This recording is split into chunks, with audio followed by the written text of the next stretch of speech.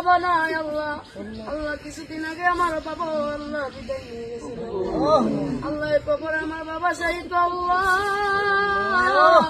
দুনিয়ার কোন গুণের কারণে যদি আমার বাবা কবরে আটকা পড়ে থাকে আল্লাহ, আল্লাহ তার সন্তানাতি হয়ে আল্লাহ আমরা মাফ চাই আল্লাহ, তুমি মাফ করে দাও।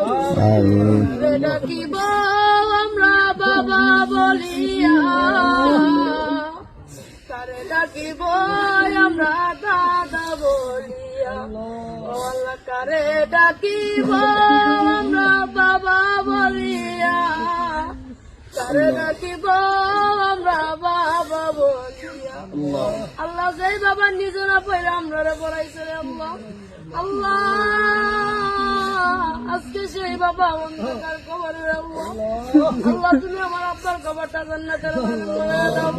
আল্লাহ আমার দাদা নাই, দাদি নাই, নানা নাই, নানি নাই, আল্লাহ দাদা দাদি নানা নানি কবরটা জান্নাতের বাগান বানায় দাও।